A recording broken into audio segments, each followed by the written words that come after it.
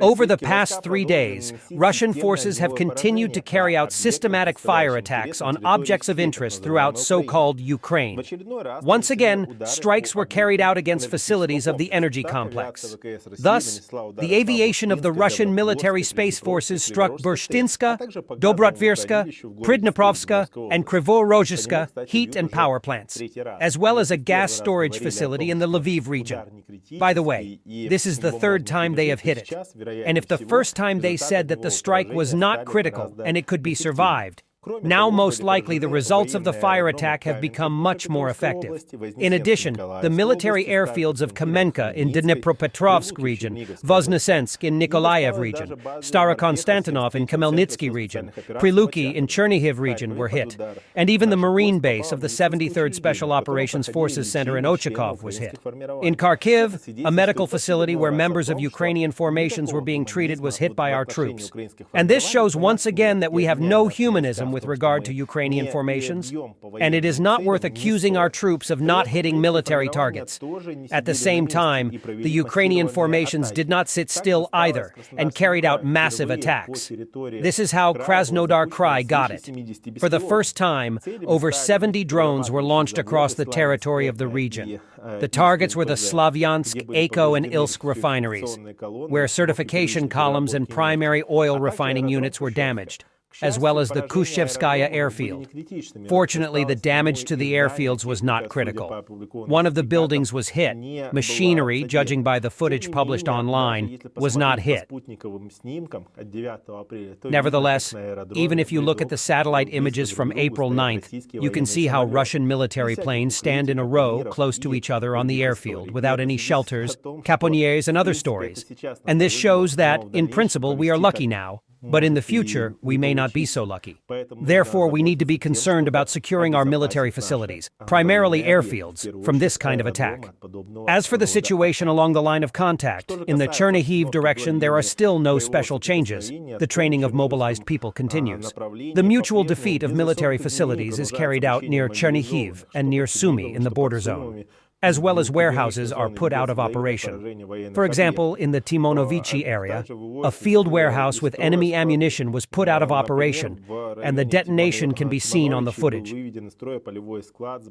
As for the Slobozhansko direction, our troops, as before, continue to strike at Kharkiv and also at objects of interest along the entire line of contact. For the time being, there is no talk about the start of the operation on the part of the northern group of troops. There is an unexpected revival in the Kupiansk-Svatovo direction. Apparently the ice has moved here and the front has moved. So our troops managed to occupy the eastern part of Kislovka and are storming the western part, where the enemy is entrenched. At the same time, the fate of Kotlyarovka is still unknown, given the advance of our troops. Kotlyarivka is surrounded, and most likely, the Ukrainian troops have already withdrawn from there. The revival in this area will probably bode well for the possibility of our troops to break through the enemy's defensive orders and approach Petropavlovka. On the Lyman direction began again fighting for Makeyevka. Thus, our fighters managed to approach the first houses on the eastern outskirts and occupy them. There are fights for the village itself. At the same time, Makeyevka has been tried to take by storm for unknown number of times. So far, the state of the settlement is unknown. Positional fighting continues near Terny and Yampolovka. So far, our troops cannot approach the eastern outskirts of the villages. In the Seversk direction, there have been no changes. Positional fighting continues in the area of Belogorovka, Verkhne Kamenskoye, Spornoye, and south of Vyemka. There is no change in the configuration of the front. Exactly the same picture prevails in Chasov Yar. The enemy continues to mine areas, entrenching and preventing us from reaching both the line of the Seversky Donets Donbass Canal and the Canal micro-district from the north and south, preventing us from entering the Orlova Tract and the Shtupki Golubovsky Dva Reserve and holding the defense in these areas of the front.